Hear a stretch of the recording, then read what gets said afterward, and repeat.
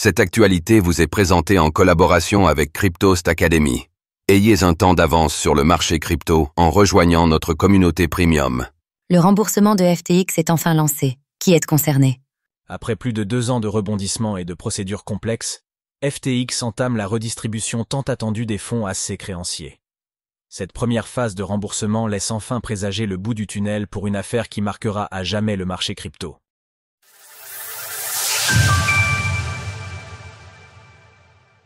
Les remboursements des clients lésés par FTX vont enfin débuter. Le 3 janvier 2025, le plan de réorganisation de FTX, approuvé en octobre dernier, est officiellement entré en vigueur. Les premiers remboursements concernent les créanciers appartenant aux convenience classes, soit ceux dont les réclamations s'élèvent à $50 000 ou moins, c'est-à-dire la grande majorité des individus concernés.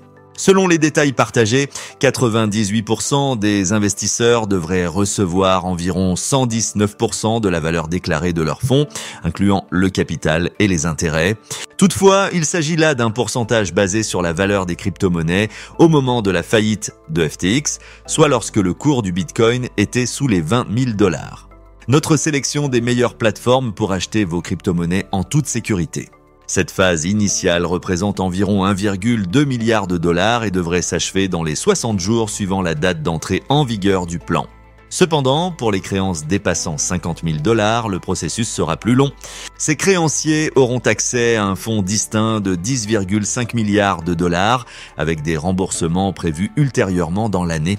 Les exchanges INGAZ de crypto-monnaies BitGo et Kraken ont été désignés pour gérer les distributions, assurant ainsi la sécurité et la transparence des paiements.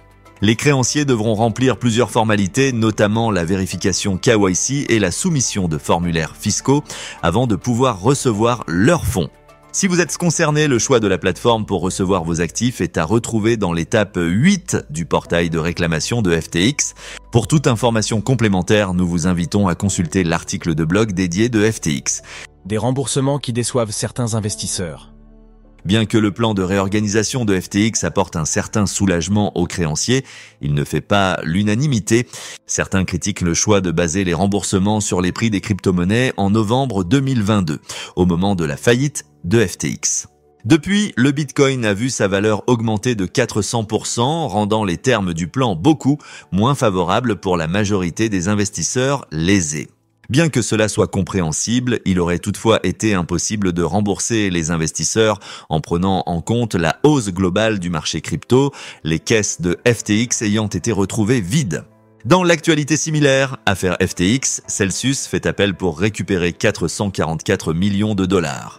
Malgré ces critiques, cette redistribution massive de fonds pourrait avoir un impact significatif sur le marché des crypto-monnaies. Des analystes estiment qu'environ 2,4 milliards de dollars pourraient être réinjectés dans l'écosystème crypto, alimentant potentiellement une nouvelle dynamique haussière alors que l'investiture de Donald Trump approche à grands pas. En parallèle, des remboursements, des spéculations entourent une éventuelle grâce présidentielle pour l'ancien PDG de FTX, Sam Bankman-Fried, en raison de son rôle de donateur majeur auprès du Parti démocrate lors des élections de 2020.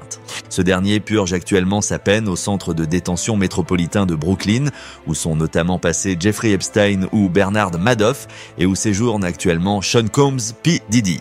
De leur côté, Ryan Salamé et Caroline Ellison, qui figurent parmi les principaux lieutenants de SBF, ont vu leur peine de prison réduite grâce à leur collaboration dans la compréhension de l'affaire FTX. Retrouvez toutes les actualités crypto sur le site cryptost.fr.